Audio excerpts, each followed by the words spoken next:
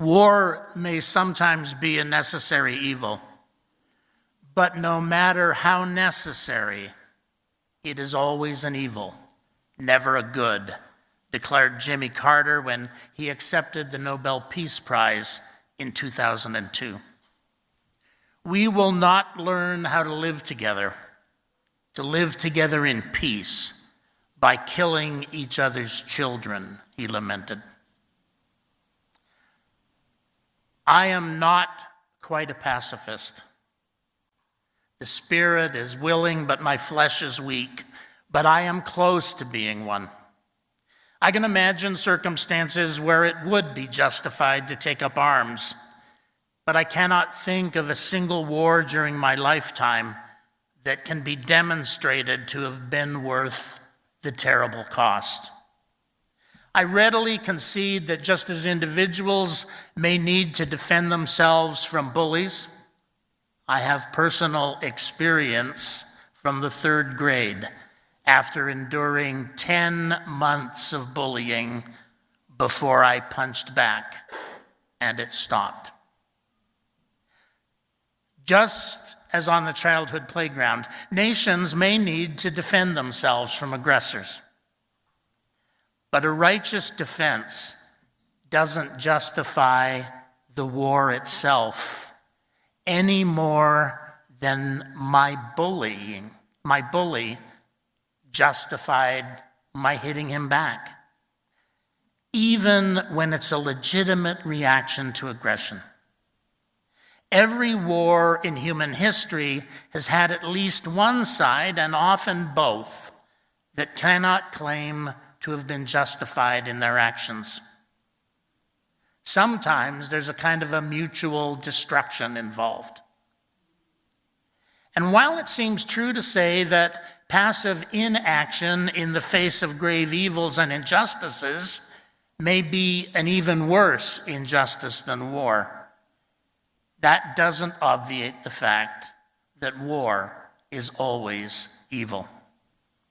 So it seems to me that we should strive to be peacemakers, to work quietly for peace in whatever ways there are available to us, since pacifism seems to be a luxury that the world allows only to those who live far from the world's conflict zones. I hadn't thought much about this until I was studying at Menno Simons College, and one of my professors shocked his class, which consisted primarily of Mennonites and me. Shocked them by declaring that he was not a pacifist, that he had learned on the Russian steppes as World War II raged back and forth across the plains, that there were times when pacifism just wasn't an option. But he had committed himself to being a peacemaker, and so he was. I admired his honesty about the moral ambiguity of warfare, coming himself from one of the historic peace churches. And I appreciated that he was willing to concede that he didn't always live up to the doctrine. Pacifism is an ideal that is easier to practice in remote places that others don't covet. Although we have learned recently that we live at a time when even Greenland isn't remote enough to be beyond the grasp of a retching, covetous old sinner, of those who wish to take it by force if necessary. Living here in Canada, we've become accustomed to thinking that whenever our own nation has found itself drawn into war, we've at least been on the side of the good guys. And while our neighbors to the south may have sometimes gotten it wrong, we've generally found a way to see why they might feel justified in their foreign misadventures, even if we were doubtful about their merits. But that has changed in recent decades, and it changed dramatically during the last year or two. In hindsight, it is easy to see that America and its allies, including Canada, were misled into the Gulf War and the war in Afghanistan, even though the justifications may have seemed reasonable to most people at the time. During the past couple of years, though, we have seen Western powers stand mostly silent in the face of Israel's military excesses in Gaza. We have seen U.S. forces storm the capital of Venezuela to kidnap its president, a thoroughly unlikable fellow. We've seen them bomb boats in the Gulf of Mexico for alleged but undocumented and doubtful criminal activities. And most recently, we have seen the attack on Iran without provocation. The United States has crossed the line from somewhat overzealous defender to outright aggressor. And this is a change. Seeking to impose the will of its leaders, though not necessarily its citizens, on other countries through the raw exercise of military power. The masks are off. The alliances are tattered and hanging in threads. The pretext of decency is gone. The belligerence is on full display for all to see. And we have witnessed the spectacle of Vice President J.D. Vance and Speaker Mike Johnson, both professed Christians, invoking just war theory in support of the Trump administration's reckless actions without having any real clue about what it means. They are as casual with their reading of just war theory as they have been with their reading of the Bible. As part of the perverse political movement known as Christian nationalism, they seem equally clueless about the teachings of Jesus. They use their faith to try to justify their actions after the fact, as opposed to drawing on the teachings and traditions of their faith to inform their actions beforehand. It's all window dressing. None of it is conviction. Meanwhile, America's self-styled Secretary of War, Pete Hegseth, describes existing rules of engagement as stupid, revealing the naked aggression behind that window dressing. With their roots in just war theory, rules of engagement seek to define the standards by which the military conducts war. And Hegseth seems to think them stupid because they set limits on what the military can do in combat, as well as expectations for the war's aftermath. And such limits are inconvenient to brutal men like him. From the president on down, the U.S. administration teeters on the brink of war crimes waiting to happen.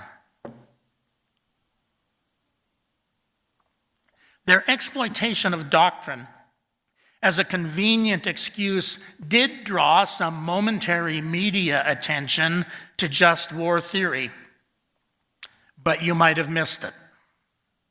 It didn't last long. It's an ancient religious principle honored more often in its breach than in its observance. Simply put, just war theory seeks to articulate the conditions under which war may be justly waged. That is, the conditions under which war may be justified. Now, in an absolute sense, the notion of a just war is an illusion. There is no such thing as a just war. There may be a more just side in a war, but war itself is never just. It is, as I've said twice already, always evil. Many of us can't quite bring ourselves to completely embrace pacifism, And we have a complicated relationship with war because most of us have loved somebody who has served in the military, served with honor and distinction, and sometimes many such loved ones. And in some cases, they may have paid the ultimate sacrifice.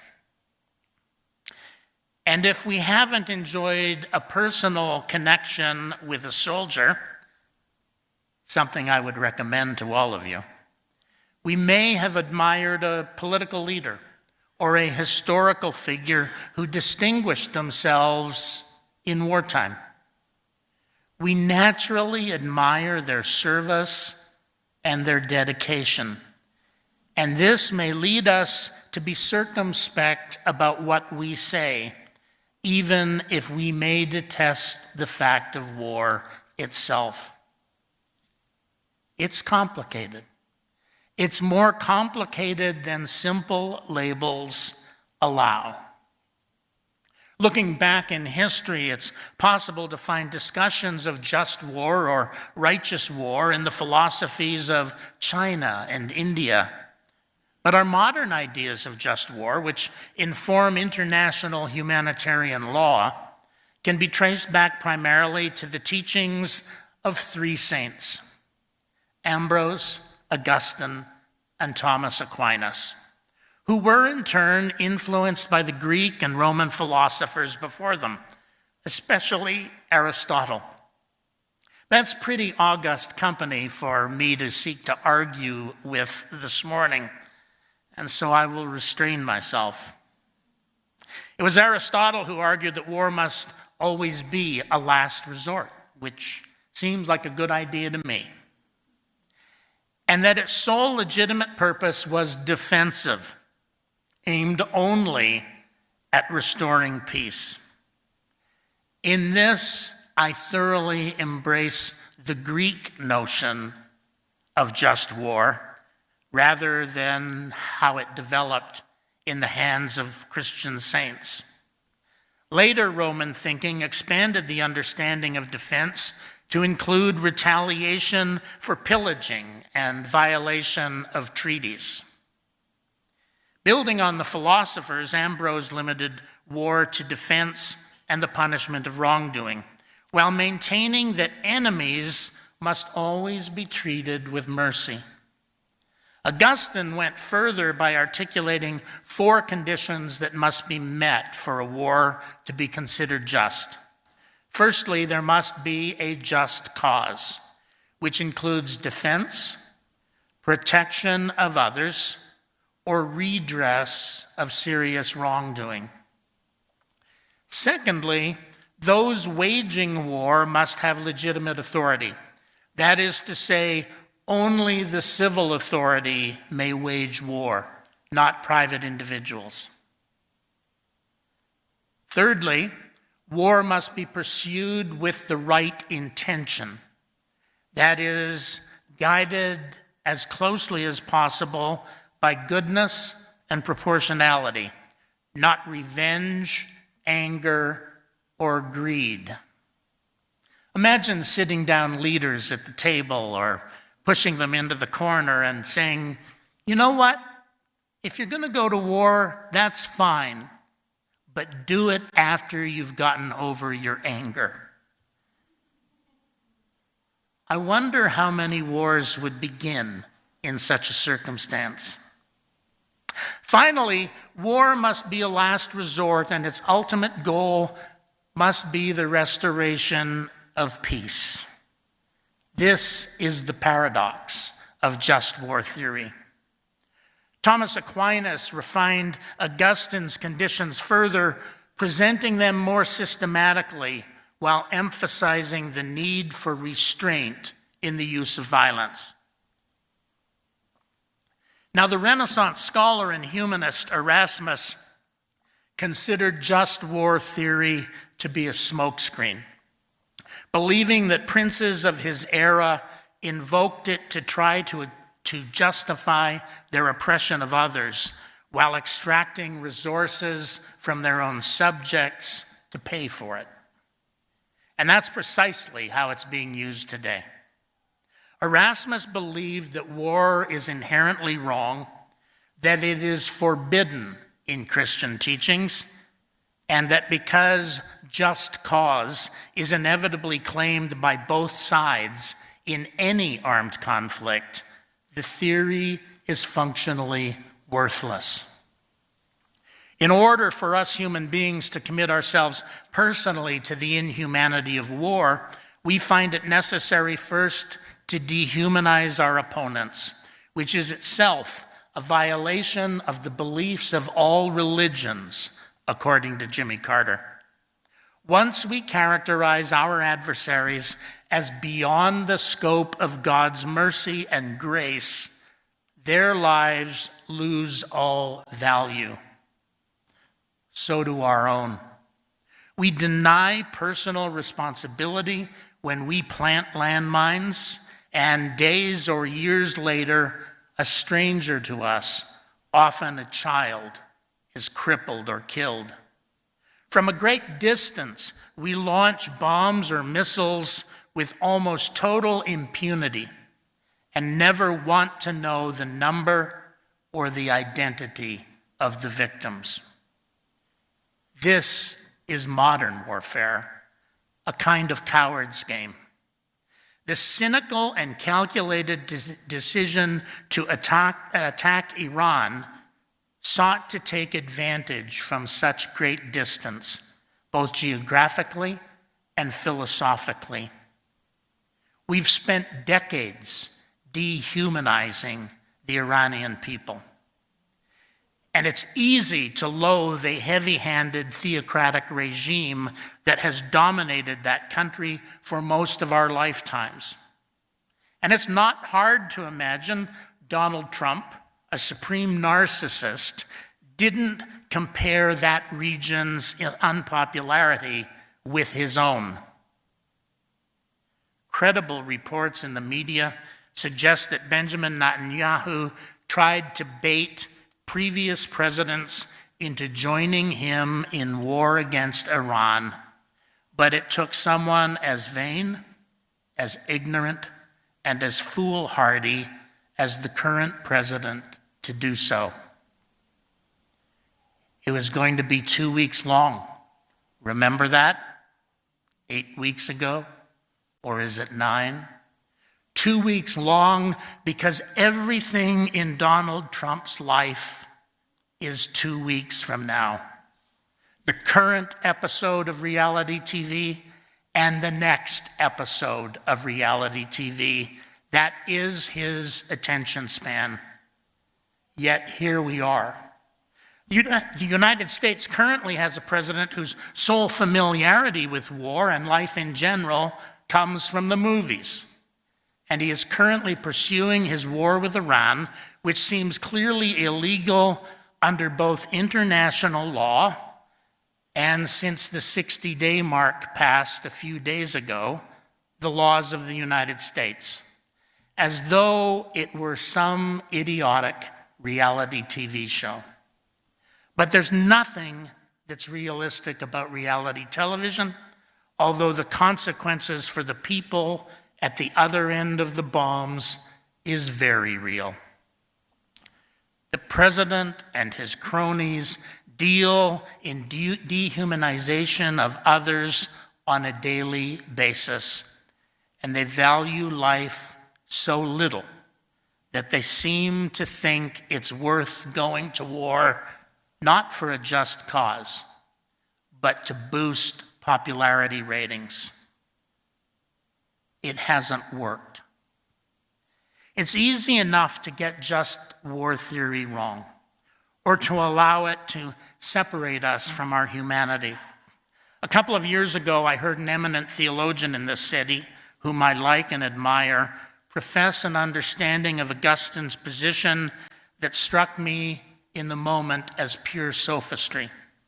While dancing around the question of whether or not what was happening in Gaza could be called a genocide, a bit of needle threading that was hard to square with the sheer volume of carnage, he suggested that a prophetic response, or that a proportionate response, I should say, was defined not by its proportionality to the original offense, to the cause of the war, but by its relationship to the military goals of the side that imagines itself to be fighting for a just position.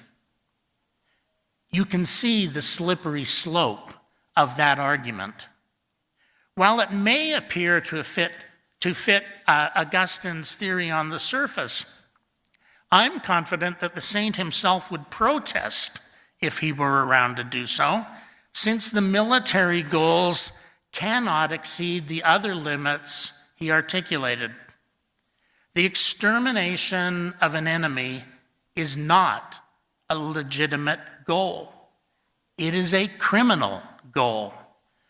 Because if it were legitimate, it would mean that there's literally no limit to war. And just war theory says there is. Now, Unitarian Universalism is actually not one of the historic peace churches like the Quakers or the Mennonites. But just war theory likely isn't limiting enough for us today. Just as during the First World War, when there was serious dissent within our movement about the advisability, about the ethics of participating in that war, there is among us today division and dissent about war in general. But for the most part, if you look at our Unitarian Universalist history, we have tracked pretty close to a very narrow reading of Augustine and Thomas Aquinas's notions about just war. We've almost followed them to the letter. We can see it war after war in Unitarians and Universalists' responses to armed conflict. There were really only two that Unitarians and Universalists seemed to embrace wholeheartedly. Well, I suppose three. They mostly supported the Revolutionary War. But the Civil War and the Second World War were the two that found a large measure of support in our tradition. Every other war has been, to some degree or another, beyond the pale. Umberto Eco said that war cannot be justified because, in terms of the rights of the species, it is worse than a crime. It is a waste. That's not a rule. It's not a limit. It just strikes me as being common sense. For warfare is the height of folly. Yet we can't point to a time in history when war wasn't raging somewhere on the earth, so it is evidently also a fact of life. We would put an end to it altogether if we could. Eleanor Roosevelt advised us that it isn't enough to talk about peace. One must believe in it. And it isn't enough to believe in it. One must work at it. And so that is the work we find ourselves engaged in at this moment, seeking to create a world at peace, even while the world is at war, seeking to impose limits upon those who believe that war can be justified, to draw people back from their worst instincts and encourage them to follow their best. It isn't enough to talk about peace, as we have been doing this morning, even while talking about war. We must work at it. Please join in our closing hymn, number 121, We'll Build a Land.